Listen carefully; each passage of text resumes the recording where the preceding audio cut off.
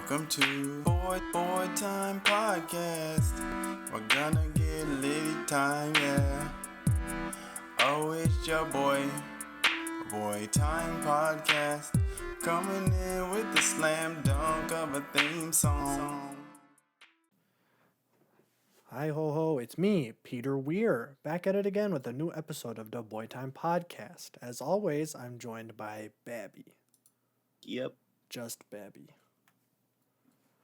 That's all you need. Yeah. Paul's dead. We didn't ask Bab Jab, but he's probably dead. So it's just us. That's okay.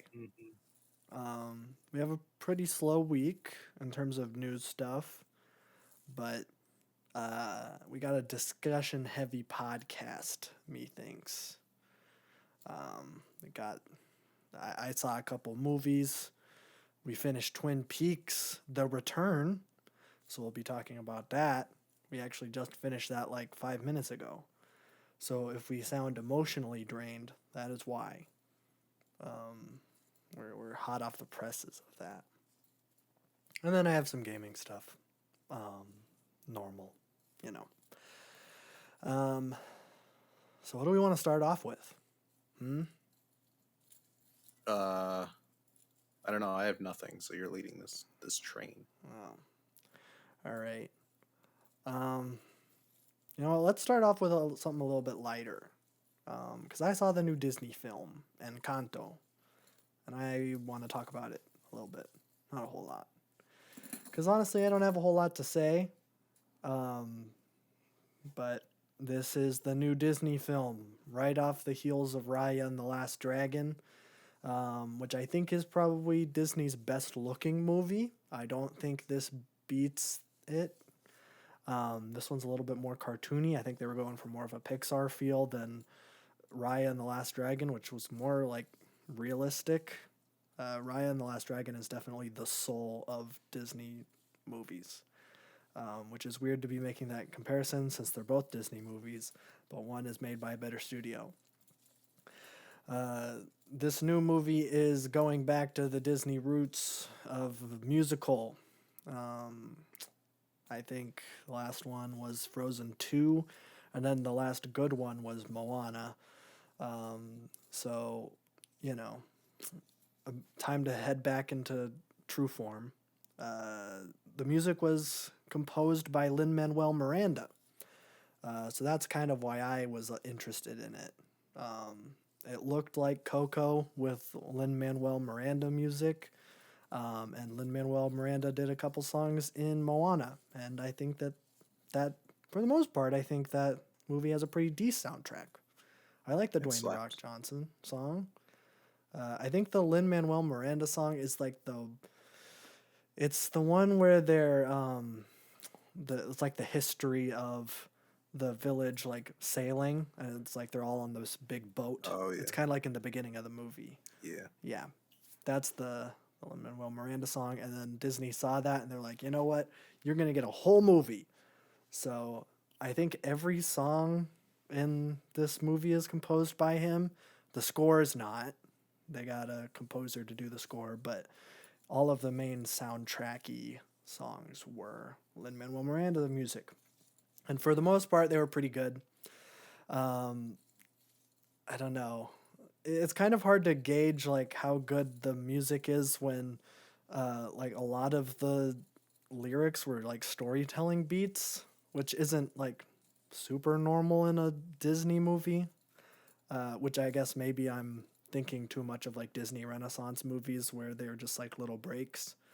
Well, like in, I don't know, Tarzan. Well, I mean, they all carried the story forward, but it wasn't like piece by piece. Yeah. I'm thinking specifically, I think the first song in the movie is just a giant exposition dump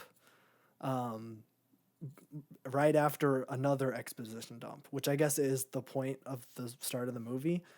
And I guess maybe telling it in song is a little bit better than just saying it. But you get like the story of, it's like the grandma and the grandpa are like fleeing their like village in South America.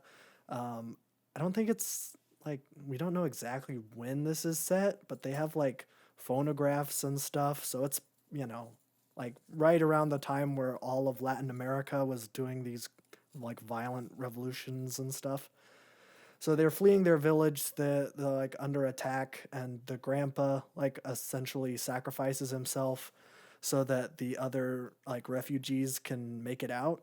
And because of his sacrifice, then like this candle is enchanted, and the refugees are given a home to stay in, and the house is magical and gives the grandma and all of her children magical powers, and they use that to help their community. That's the start of it. So you get that backstory just a little bit. And then the first song is detailing each of the family members and their powers, which, you know, there's like some, you know, obvious ones where there's like, oh, she's super strong. And then there's the mom, and she can heal anybody by giving them a pastry, which I guess that is pretty helpful. But then, like, one of their gifts is that she can just hear, like, everything. She has super hearing. And it's like, That's a curse. That's a curse, yeah. And there was even, like, one of the, like, because the grandma has 3 kids. And so one of the kids is the main character's mom, who can heal people. Then her son can like tell the future, which that's like a pretty good gift, I would say. And then the second daughter, her like gift, more like curse, is that whenever like she's happy, it's good weather, but whenever she's sad or anxious, she causes like thunderstorms and literal hurricanes. And she's always stressed. So like throughout the entire movie, she's just like always followed by a rain cloud, and it's like that is like the worst existence. Like why is that something to celebrate?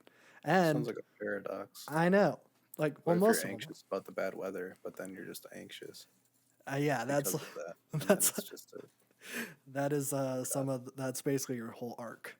Is that she, well, not arc, but that's like her gimmick, is that she's like, she has to be like clear skies, clear skies, clear skies, and then she, you know, has to get rid of the cloud that way.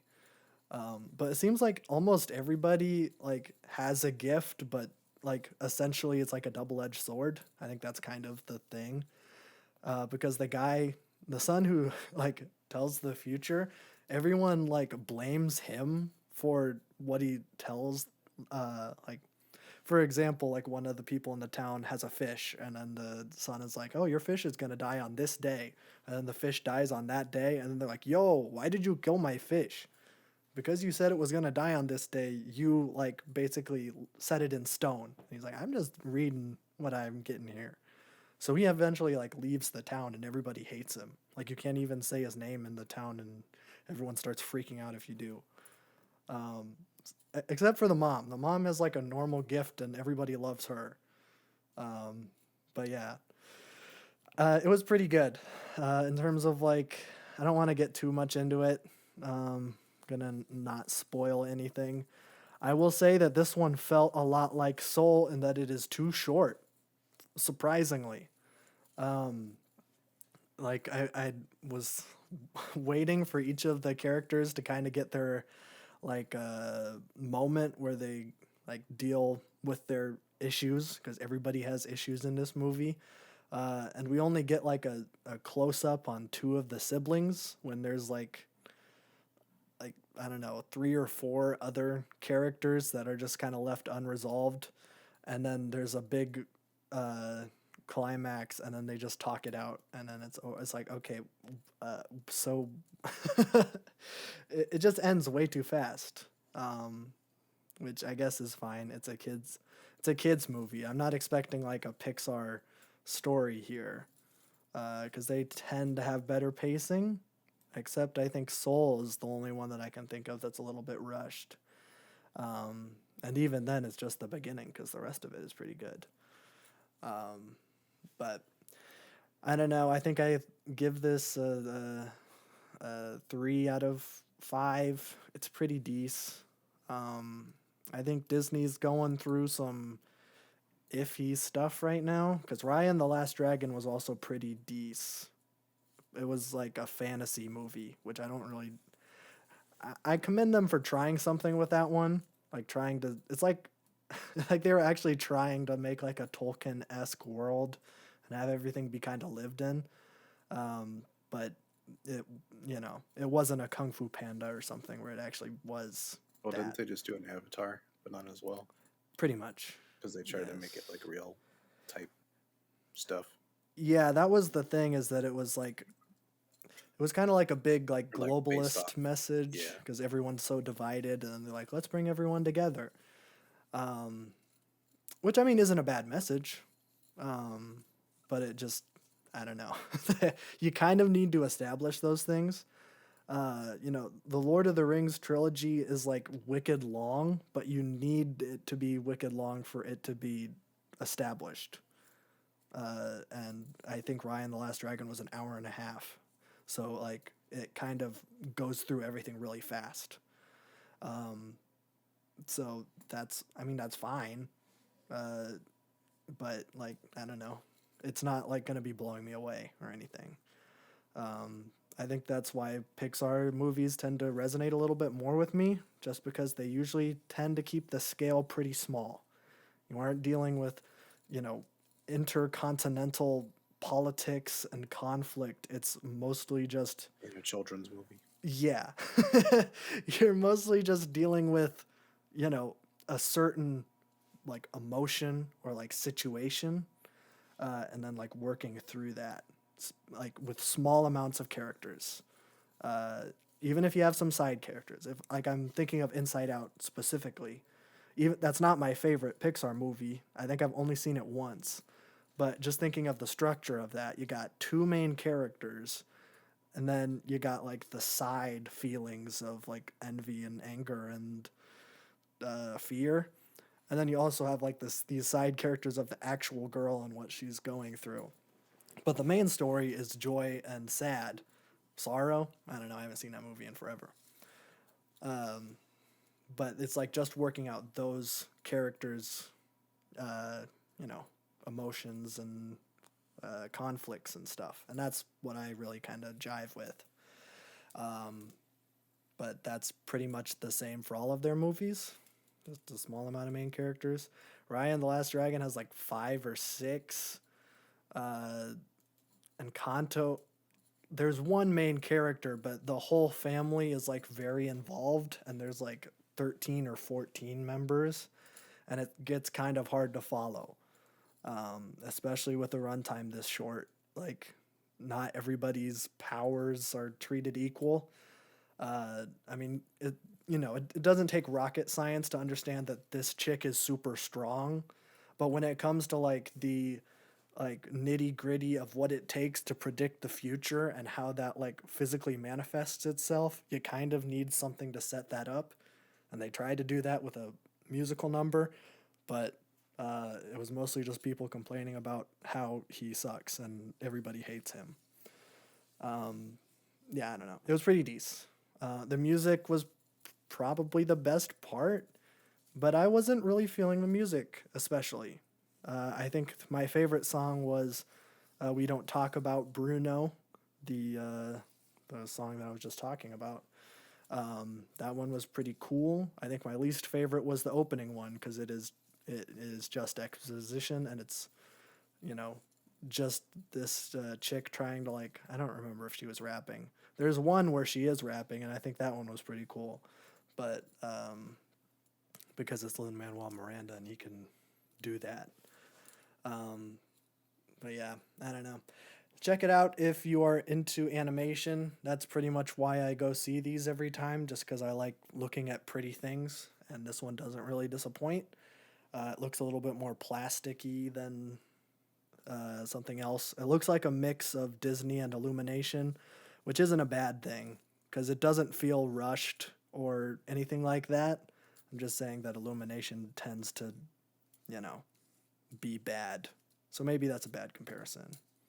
I don't know. A Sony Pictures animation movie, like Emoji Movie. Why do I keep making these comparisons to bad movies? I'm just trying to say that it's more simple than a hyper realistic Raya and the Last Dragon. Okay, that was it for that movie. I did want to brush up on Ghostbusters because I also saw the new Ghostbusters. And I think I mentioned last week that I was going to talk about it. And I'll talk about it very briefly. I'm not the biggest Ghostbusters fan. I've seen the first movie, and I think the Ghostbusters one is probably one of the best written comedies of all time, if not the best written comedy of all time. You can like break down each scene line by line and see how each line like advances the story and is also funny. And that is consistent throughout the entire movie, which is, hardly ever a thing. If you think of most comedies, a lot of the pacing will go like this, where it'll be like story block, funny bit, story block, and it kind of just like goes like that for a while until the movie just kind of ends. Ghostbusters, the jokes are the story. It's kind of hard to explain, so I would recommend seeing it if you haven't. But we aren't really going to be talking about Ghostbusters 1. We're going to be talking about Ghostbusters Afterlife, the second Ghostbusters reboot in 5 years. The first one was a big oopsie, so then they decided, hey, let's get Ivan Reitman's son, who's the guy who wrote and just directed the first movie, Dan Aykroyd, and the guy who died wrote the Ghostbusters. But they gave the keys to the Ghostbusters story to Ivan Reitman's son. I think his name is David Reitman. I hope I am correct. No, I am not. Well, now I have to see who directed it. It is Jason Reitman. I am a coward and a fool. They were like, hey, Jason Reitman, can you maybe do a Ghostbusters sequel that doesn't acknowledge Ghostbusters 2 or Ghostbusters 2016, and it is a more or less a direct sequel to Ghostbusters 1, a movie that is 40 years old, but also make it for baby kids that have no emotional connection to the original Ghostbusters movie, but also throw in enough, like, fan servicey, like, fanboy stuff that those guys will enjoy. So, and then Jason's just like, okay, I will do whatever I can. And then he just barfs out probably one of the most embarrassing sequels I've ever seen. And that I've seen the Star Wars trilogies, all of them, frankly. This one, it's pretty rough. I think I don't have like a whole lot to say about it. I would just say that it is not worth paying any money to see. It's worth watching on an airplane. I think it's the perfect airplane movie because you don't have to pay attention. I love airplane status movies. Yeah, not the best. I would say that the best part about this movie is Paul Rudd. Paul Rudd's just a funny guy. And also the chick that plays the main character, the child actress, McKenna Grace. She plays Phoebe. She actually does a decent job for a child actress. But the writing is so bad in this movie. It is pretty laughable. And I am going to spoil this because I don't know why you would care. Or anyone would care, frankly. So Harold Ramis is the guy who co-wrote the original Ghostbusters with Dan Aykroyd. He's the guy who plays Egon Spengler in Ghostbusters. He's the nerdy guy. And he died in, I think, 2009, somewhere around there. So, like, they've been trying to reboot the Ghostbusters, but there's been like kind of the big thing where it's like, well, there's only 3 Ghostbusters that are still alive, and like one that's really still active. Dan Aykroyd makes vodka now, and Ernie Hudson is in like Pure Flix movies. So like, you know, only Bill Murray is really still doing things, and he's only really still doing things for Wes Anderson and nobody else. So they're like, okay, well, we got to get new people, so let's just get a whole bunch of comedians and not write a script. And that's how 2016 happened. And then they're like, okay, that was a big oopsie because we didn't have a script. So let's go in, let's make just a lot of fan servicey stuff, and let's have like Harold Ramis's ghost, like come back from the dead and like guide his family into resurrecting the Ghostbusters business.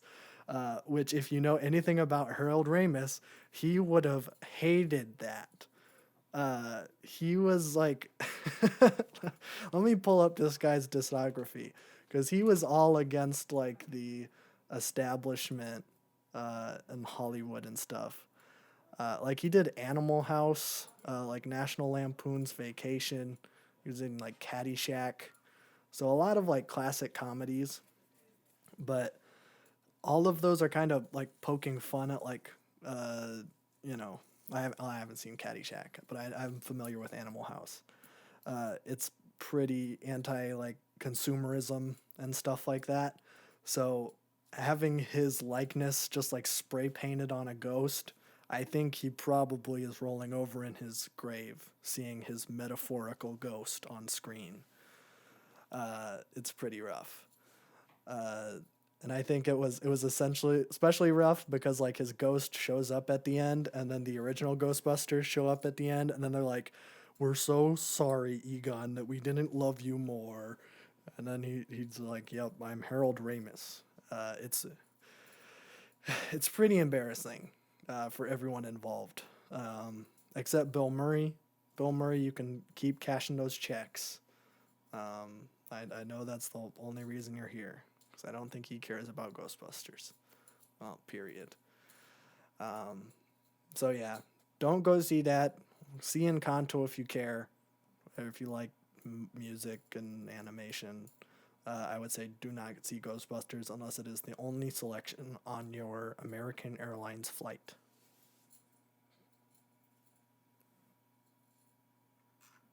That's it. Nice. Thanks. I guess also in movie news we can talk about, this is the Who Asked for This section, everyone's favorite segment of the show. Birds of Prey has been censored on HBO Max. Have you heard about this? No. Okay. You are familiar with the film Birds of Prey, The Emancipation of One Harley Quinn? Yes. Longest movie title in the universe. Yes. But I'm a big fan of it. I'm kind of disappointed that they shortened it.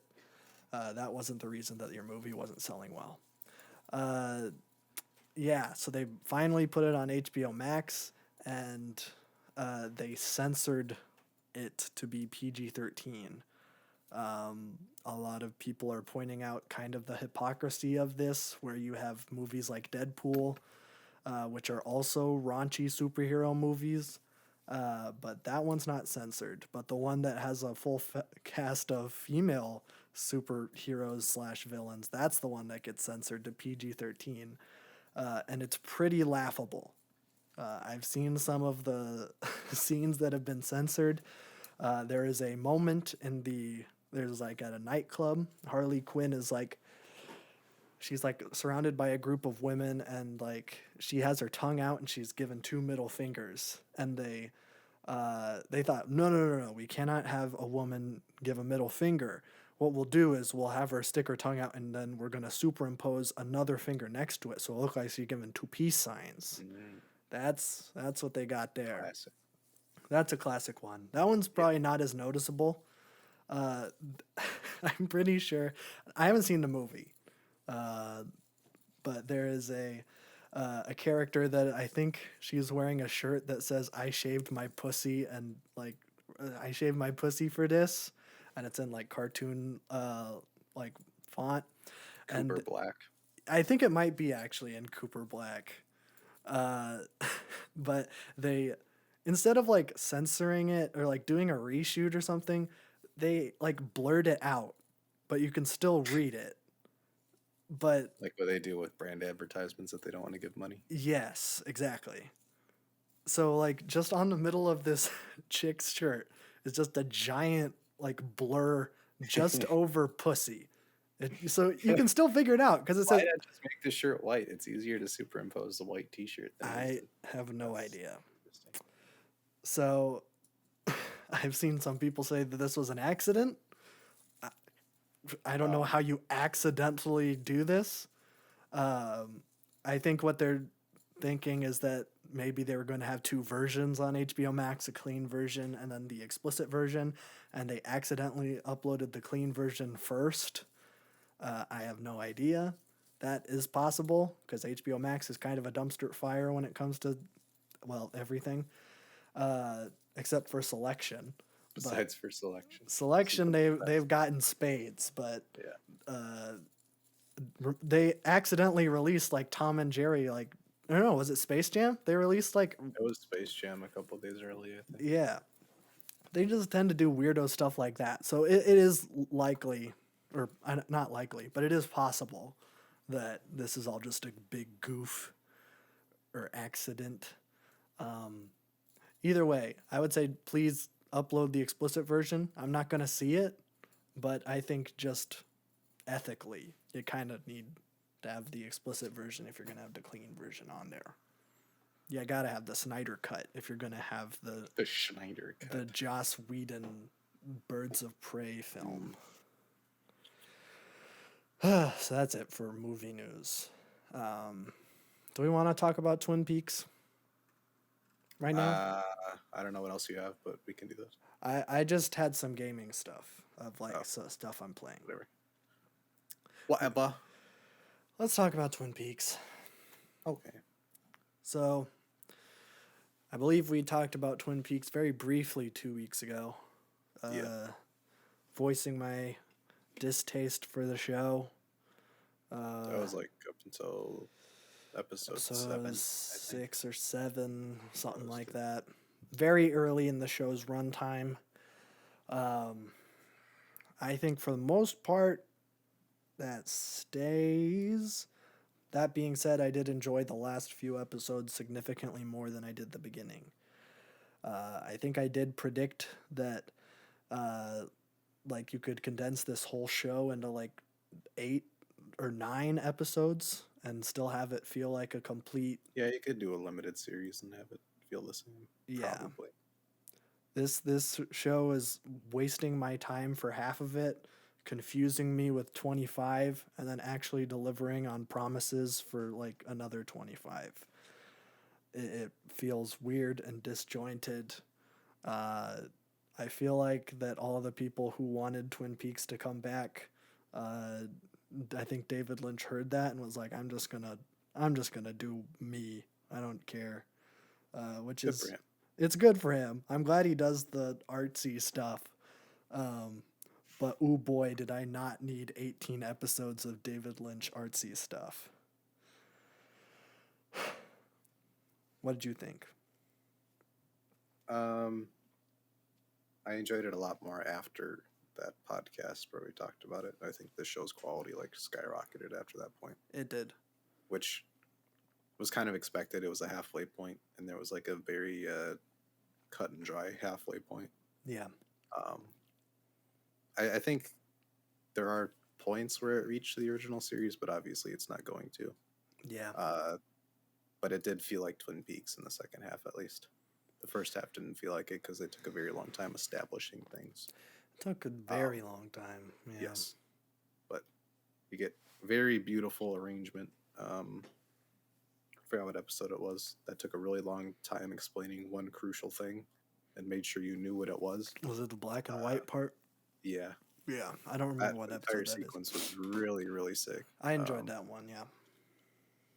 I enjoy his kind of like, he does it in spots that doesn't need it, where he just drags on for no reason. Yeah. I do enjoy those, I'm going to call them Lynch moments, where there's not a lot happening and it's happening very slowly, but my eyes are kind of glued to the screen. That's fair, For like yeah. 20, 30 minutes at a time. Mm-hmm. And those are the best parts. Yeah. But overall, I think as a series, it's pretty good.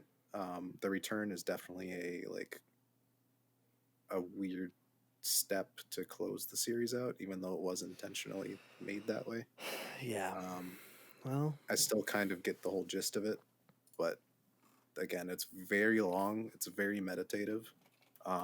There are some points where the waiting and waiting and waiting like pays off, but there's other points where it's kind of underwhelming. It's like a meditative cycle where you're trying to reach one thing and you never do until episode 16. And yeah, then the it loop takes a closes. really long time. Yeah. Which pays off sometimes, doesn't pay off other times.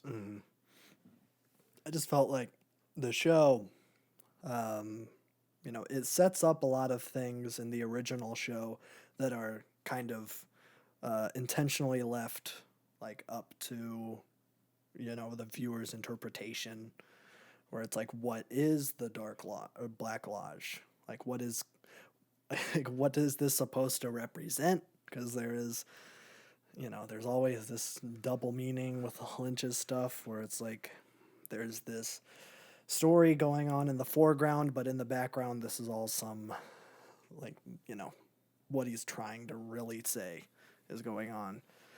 And the original show kind of balanced that. I really, like, there were some moments in the original show that I just did not care at all what was going on in the foreground. And I think they kind of fumbled the last season. They kind of ran out of direction. And then I think, like, the vibe it was giving me was like some producer or some suit exec was like, well, you got to have another bad guy. So let's reintroduce like Wyndham Earl and then get like that going. Because they don't talk about Wyndham Earl at all in The Return. It seems like that The Return is more or less a sequel to just the first season of the show, just the Laura Palmer arc, because like Leo's not brought up at all, like, and him being like comatose, and Audrey is like, we can talk about Audrey because something weird was going on there, and then they never explained it. I feel like that there can be like a 5-hour long documentary. They did in a very random way. Yeah, but like, I don't know what that means. Maybe I'm too stupid. That she's just crazy, but like no one ever talks about her. Like her parents don't, like her son. Well, I guess her son is dead. I guess spoilers, but yeah, whatever. It probably doesn't even matter. We could literally talk about this for hours and you still wouldn't have the show spoiled for you, probably. Yeah. I don't remember where I was. It's like he tells the story in an direct way where it's in your face the whole time, but you have to like endure it mentally to get to it, which is an interesting way because nobody else does that. No. And it's not like he's a bad storyteller. It's just he chose a very different way that I've never seen before in telling story. And it is through, since he is a painter, it's literally through composition. And yeah. He's symbols and all this crap, which I enjoy. That was probably my favorite parts of it. He is a talent. Like The Return is a very what his true vision was in the show from the 90s was like, what can we stretch a TV show to without being too off the rails, which is what he wanted to do. So honestly, it's weird that he got a TV show after seeing like, I don't know how you even do that. Because after seeing Eraserhead, that was made in like late 70s, and then going from that to Twin Peaks, which is late 80s, early 90s. It's like, who at CBS was looking at Eraserhead and was like, we need to get this guy a TV show. He needs long form content in the 90s, where people don't want to watch this. They want to watch like Full House and the freaking Family Matters. They want stupid sitcoms with catchy catchphrases and laugh in an tracks. indirect way, that's what that show was. It was just a lot more interesting than all the other contemporaries. Yeah. Because the storyline was like really intriguing. It had like a foot in both Yeah, doors. it was cool. That I like that with like both the return and the original series. You can't categorize it as one thing because it is No. dips into every single genre. No, I think Twin Peaks is probably itself one of the most influential TV shows of all time. That being said, I'm most definitely preferring the influences over the original because this is too confusing. But I'm very excited to be done with this. Yes, it There was a are good experience, but one that was mentally taxing, and I'm ready for something easier. yes, especially going from like over the garden wall. Yeah, which in itself had a lot of intricate things, but they were Yes, it's easier short. to follow. It's short. It's easily digestible. Yeah, This is but I do like things long. that make me work, and this did make me work. Yes. And I'm probably gonna have to watch like 3 video essays to figure out the stuff I'm missing to fill in the gaps. Most definitely. But I also like him leaving it open at the end. Well, I would say closed, but it's not Well, the end. If that makes sense. This is straight. I don't know. It might The whole not show. be. The whole show runs on an infinity loop, so it's hard to figure out Yeah. where Dave we're at. Lynch has been pretty open in saying that if he gets the opportunity, he'll make a new season. I could see it. I mean, he literally set him up for endless content. Yeah. But He I'm seems surprised they explained the entire timeline in the second to last episode, though, because that would have helped me so much if you would have thrown that in like episode 8. the timeline. Oh, Because there was that infinity symbol in like second to last episode, and he has to like locate someone. So then the whatever symbol that was in the cave transformed into an infinity symbol, yeah. and then there was a rock that went around and chose a certain point in time, and that's when he got sent back. So it's all in a loop, and there's like various moments that seem like they're at like the cross section of it, but you can never pinpoint them exactly unless you're really studying it. I It's, did like, not really get crazy that at crap. all. I don't know.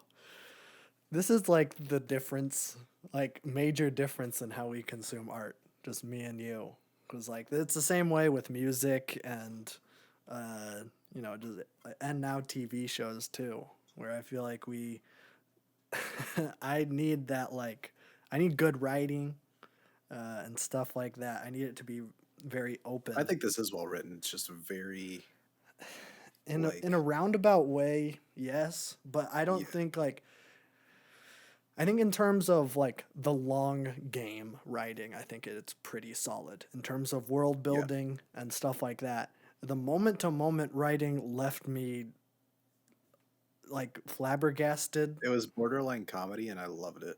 Yes. The Dougie Jones parts were funny. Yeah, I enjoyed the almost satire, like really bad dialogue that's stretched out to like its end, and then like it's literally mentally taxing to you to the point where you just have to make fun of it because that's what they're doing. I think It's so hard to tell. it's so weird. It is. It borderline satire, but you're not quite sure if it is or not. Yeah. And like especially coming from like my perspective with David Lynch is that of like this super serious filmmaker who he's like the avant-garde artsy He guy. showed a huge sense of humor in this season. It was so weird. It caught me off guard so much. Because I kind of knew going in, I'm like, okay, David Lynch is more involved in this. This is probably just going to be like all just just the finale of Twin Peaks or the last 30 minutes in every David Lynch movie. It's just going to be crazy and taxing and it's going to be hard. And then you get Dougie Jones and he's just like, red door, I want coffee. Just like, what? Okay, this is so weird. And then I you like how he has to hammer it into your brain these points that make sense to the story, but it's literally the longest bit ever. It's literally commitment to a bit to the absolute extreme. it really is. Because, like, he doesn't even wake up until, like, the third to the last episode. No. And he's like, I think, isn't he there at the first? Doesn't Dougie Jones show up on the first episode? Or is it the second? I don't remember. It's like right at the beginning, though. I think it was the first. I don't know what else they would set up. I don't remember. Actually, might have been the second because the first episode had that dude with like the black box. Oh right, man. What was that? What I don't Some get kind it. of portal thing, but it doesn't really get brought up near the end of the series, and it took so long to get through this that I don't really remember. This show is so. This is the It's thing. mentally taxing. Yeah, where it's like there's so much stuff that is like very like interesting. There's a lot of good beats, and interesting characters. Even like the newer characters, I was pretty interested in. Yeah. I didn't really care too much. Like if we didn't see James again, like that would have been fine. Unfortunately, he does show up, in a very minor role. Yeah. But he does show up. But there's like these interesting like characters that Dougie Jones is like meeting with. There's like this underground crime ring that we're uncovering, and the people he's working with in his insurance agency are like interesting and like they're not interesting because they're more played for laughs, but they're just like It's well done though. yeah, you got them. Yeah. And they're easy to understand. It's like I could just like have a whole show of just Dougie I Jones love the fumbling trope of around. literally just him winning through life. Yeah. And he's just Without like doing it on anything. accident. Yeah. Yeah. And that's really fun and enjoyable. Like all those moments are great. And then you juxtapose that with 3D Glasses Man painstakingly painting each of the 5 shovels he has hanging up. He just is spray painting them gold, and then he rotates them, and then he spray paints all of them again. And it's like, that's a 5-minute scene that we could have spent literally anywhere else. You establish that he has these gold shovels because he's like an Alex Jones type figure that's getting these people like looped in, and then you sell them stuff. I got it. You do not need to include a 5-minute scene of showing me how he's making golden shovels. I assumed he was not making them out of real gold. I just knowing him. Gotta make sure. Or if you do, if you need to establish it, if you feel like I'm dumb enough to not know that that I don't even remember his name. Dr. Ed is like his TV name. Jacoby, that's it. Yeah. That like Jacoby is making these golden shovels and he's selling them. And it's like, you need to establish that they're gold. Do it once and have it be like a 30-second insert, like in between 2 like draining scenes of, you know, Andy doing something in the Twin Peaks Sheriff Station. I don't care. Just don't waste my time. This show intentionally wastes my time and it makes me very angry. And it laughs in your face too. It really does. It's great. I love it. This is like the stuff where I take Babjab to an art museum and then he gets like angry at one piece. And then it's like you're constantly thinking about it for no reason at all.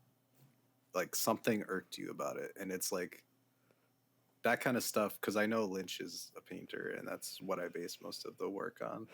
Yeah. Is like, okay, can you be a competent show writer, but as well like do the stuff that you're really, really into? See, I don't even that's know. where the show shines.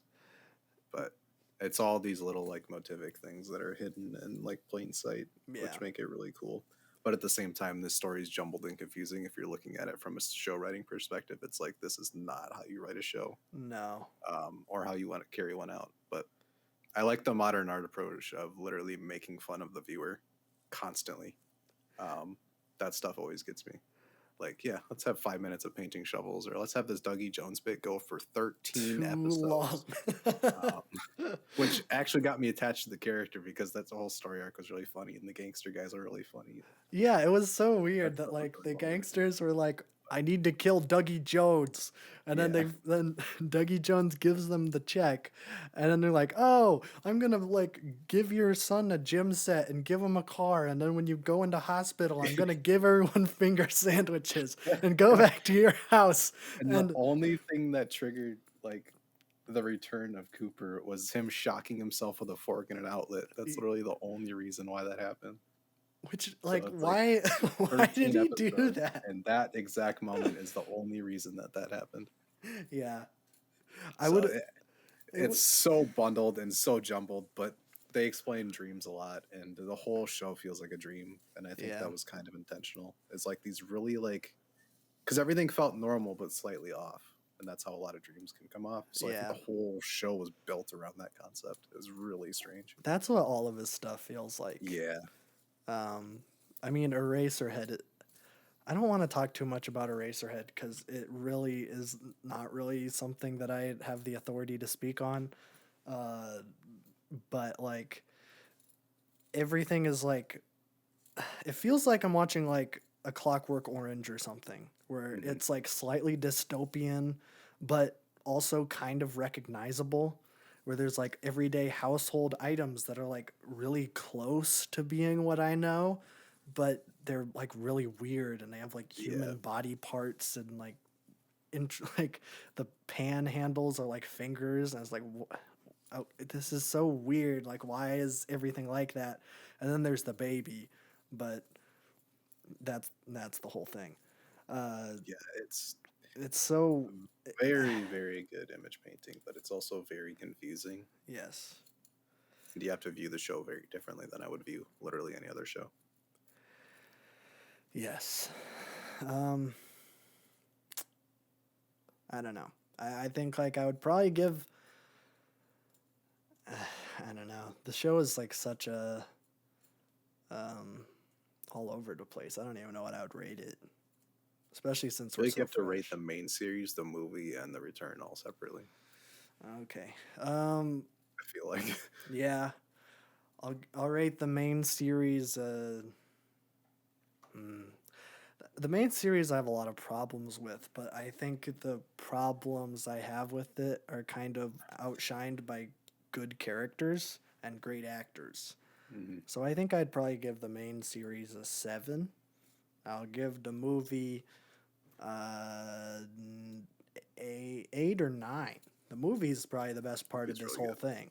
Yeah, And the best David Lynch movie I think I've seen. It's the most straightforward, and that's saying a lot. Uh, and then in the return, I'm probably gonna give a. See, now this is where like I can either give it what I think it actually is, or like my actual enjoyment of it. Because I think, like honestly, like when we're like watching TV shows together, it's like some of my favorite parts of the night. Where it's like, oh man, we're gonna be watching Adventure Time or something tonight. Like, ooh, hmm that's like my favorite part. We get to watch that and super like chill out, watch some good TV. I was dreading yeah. watching No, Twin it's Peaks literally you have to every get time. into it every day. It's hard. Yeah, I would probably give like my actual enjoyment like a 3. Uh, I think as an art piece and as someone who appreciates the visual art medium, uh, it's probably a 6. I don't know. It's hard to judge just because I didn't like it, and then also kind of separating that from and then putting on my critique hat. But I don't know. What Yeah, about you? What would you rate it? I feel like the main series was really, really enjoyable to watch. Yes. Like I felt like it was an old school TV show, in a way that was done really well. So I'd probably give it like a I don't know, a 7 or an 8. Okay. Um, I'd probably give it a 7 just because there were some really cringy scenes. I didn't care about James at all. Yeah. Love And the Wyndham triangle Earl thing seemed stuff. a little forced, even though it was pretty cool with the chess game and stuff. I But I actually enjoyed the Wyndham Earl part. It just didn't yeah, feel like it it felt fit. structured, and it just it counted. They like formed the story and just like completely chopped it when Wyndham Earl got introduced, and then it became a super linear Yeah. story based directly around him at all times, which was easy to follow, but it kind of took away from the craziness. Yeah. I mean, it's fine to do that. It doesn't really work in Twin Peaks, though. That's not Yeah, what it is. yeah. So I'd Yeah. probably give it a 7. Okay. Movie, I'd probably give an 8. Movie was pretty good. Hmm. Um, that was like the first time where it's like, okay, this is completely his vision. Let's see where it goes. And Yeah. it works pretty well. Show return. Hmm. I feel like it's very different watching and enjoying this return as compared to the regular series. Yeah. But I feel like I'd score it the same just because, like, they're very different shows. But I feel like the character writing when it needs to is good. It's a satirical comedy almost. Mm. At some points, it's extremely dense and artsy at other points, which make it like those are the only times I've had my eyes like entirely glued to this the screen when like something's happening and it's important and he shows you that it's important and there's really nothing going on but you can't look away. Like those are the best moments, and those I only got those in like the last parts of season 2 in the main series, and then a lot of the episodes in this series. Yeah. So I feel like I'd rate it the same. Even though one is a lot more concise than the other one, and one made a lot more sense than the other. Yeah. Okay. I think that's fair. I'm very ready to not watch Lynch things for a very long time. Yeah. So next week we'll be talking about The Harder They Fall, the Netflix all-black Western with Idris Elba and Regina King and Lakeith Stanfield. We're going to be doing that in between shows. So we'll be doing that, and then we'll be starting Flapjack. I don't think we'll be able to finish it. I doubt that. We're probably going to be doing the 3 episode a night. I know there's 2 seasons. I don't know how long they are. So we might be able to finish that in 2 weeks. And after that, we got Succession. So, yeah. Got that coming up. I'm excited for Succession. I'm also excited for Flapjack. Even though I have seen most for an animated show right about it. Yes. We just watched Over the Garden Wall. Every couple months to keep me balanced and sane. Yes. Have you seen a lot of Flapjack? I have, yeah. Okay. Well, good. It'll be a good rewatchability though. Oh, for sure. Yeah. No, I just watched it like a couple years ago. SpongeBob quality where you could just watch them like over and over again. They never get old. Yes. I think it's probably one of the best animated shows ever. Oh, yeah. It's probably up there. Definitely one of the better ones. Yeah. We'll have to see if you notice a lot of Over the Garden Wall things, because there were moments in Over the Garden Wall this time where I was like, ooh, that's like straight Flapjack stuff. I can already tell art direction and color palette. He really likes warm colors. Yeah. Well, it's not... Let me pull up the writers, because the writers on this it's absolutely crazy. So you got Thurop Van Orman. He's the guy who plays Flapjack and Gideon in Gravity Falls, but he's also a very accomplished writer in animation. You got J.G. Quintel from Regular Show. You got Pendleton Ward from Adventure Time. You got Alex Hirsch from Gravity Falls. And then you got Patrick McHale from Over the Garden Wall. And it's like just those 5 names alone. It's crazy that this powder keg show had like all this talent in it. And it was only on for 3 seasons. And they all went and did their own things and were insanely set. Animated television ever. For sure. Yeah, and now they're all insanely successful and doing their own things, and that's great. But it's just crazy that they were all working on the same show at one point. So yeah, I'm excited to watch that. It's gonna be good. Probably. I hope it doesn't suck. We've all seen it. I hope it doesn't suck. This has aged so poorly since the last time I watched it 2 years ago. Yeah. No, 2 years ago, I was just watching it like all the time. It's like my favorite. So that'll be good. We'll have a lot to. I don't know if we'll have a lot to talk about. It's a good show. I don't know. So I think that's it for show things. Unless you've seen this amazing television program that you want to talk about. No. Okay. I haven't seen anything either. I don't watch TV alone, usually. Okay. I don't really either, but I did watch Squid Game. But I talked about that last week. True. Okay. Then I guess the only thing we'll talk about is gaming discussion. Have you played any new games this week? Or I don't know if I've touched a video game this week. oh, okay.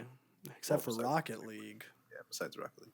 the best video game, arguably. Everybody loves a Rocket League. Yeah, I don't think I've touched a video game. Well, you've been busy. Yeah. Yeah. I haven't really either. I've been replaying Red Dead 2. Every time I try to play that game, I get 80% through and then stop playing it because the gameplay loop is the same thing over and over again. That being said, I think it is probably the best Rockstar game, but all Rockstar games are the same. Yeah, I'm determined this time. I'm going to finish it. I'm on chapter 3 out of 5, and the last 2 suck. Well, the last one for sure sucks. I didn't like chapter 4 the last time I played it, because it does this weird thing where, well, let me do an analogy for you. What if, like, we were watching, like, Fargo, for example? We're watching season 2 of Fargo, and all of these pieces are in play, and, like, 70% through the show, like, everything is moving. We're riding the momentum heavy. We're attached to all these characters. Todd is super hot. And then, Of course. bam, the momentum completely stops, and then they introduce new characters. That's what happens in Chapter 4 of Red Dead Redemption 2. And then I believe Chapter 5 is nothing. You get washed up on an island, and then you build a house. And that's the best mission of Chapter 5. Like, you know that mission in GTA 5 where you play as a dock worker? Yes. That's the house building mission, and it's the best mission in Chapter 5. So I have a real great experience lined up. That being said, chapters 1 through 3 are like insanely good, so it's just kind of weird that it really falls off fast. But I'll talk more about that when I actually finish it. I did not have a chance to play it this week because I was home for the holidays and I did not have my gaming PC. What I did have access to was a little game called Dicey Dungeons. Are you familiar? No. Okay. It's on Xbox Game Pass. Xbox Game Pass is great because it gives me the chance to play games that I never would have under any other circumstance. I tried a card game a couple months ago that I actually really liked called Slay the Spire. I highly recommend that one. I'd just highly recommend it.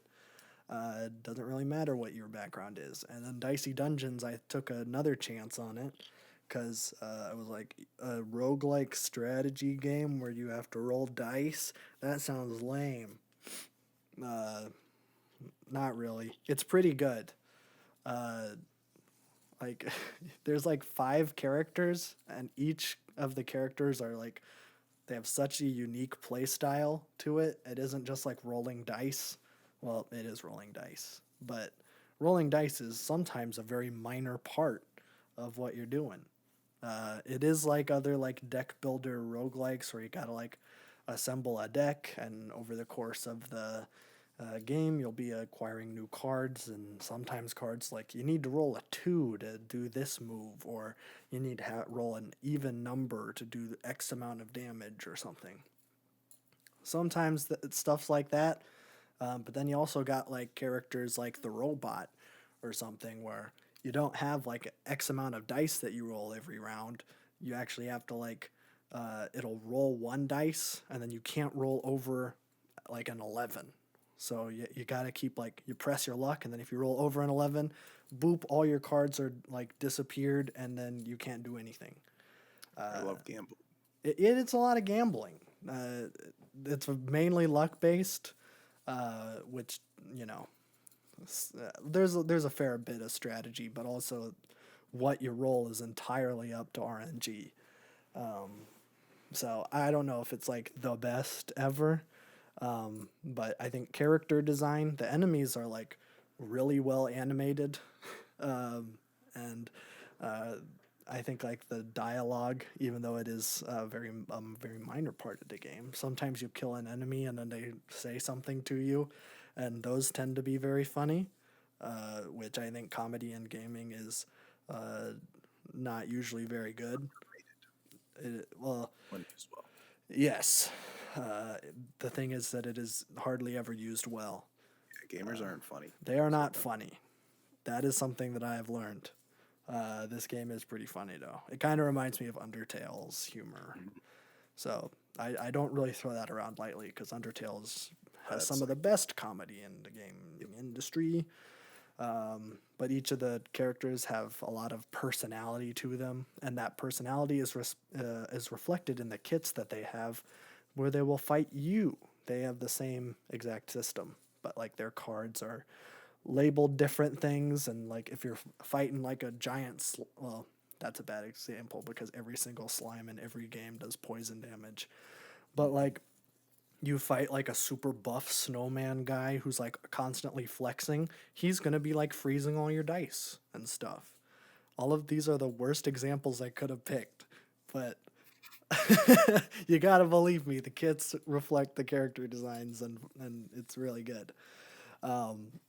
Yeah, I would recommend it. If you have Game Pass, why not?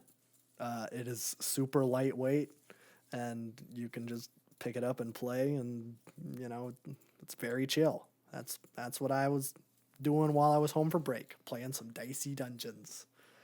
Dicey. Yeah. So that's a good game. I would recommend it. There was a lot of stuff added to Game Pass that I have yet to try, but I probably will soon after I beat Red Dead Redemption 2. I also got some games on the Steam sale, so I'm kind of swamped, and finals are coming up, so I got a lot on my plate right now.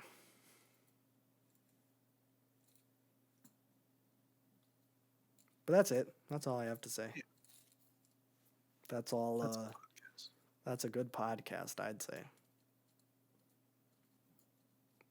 Podcast 3.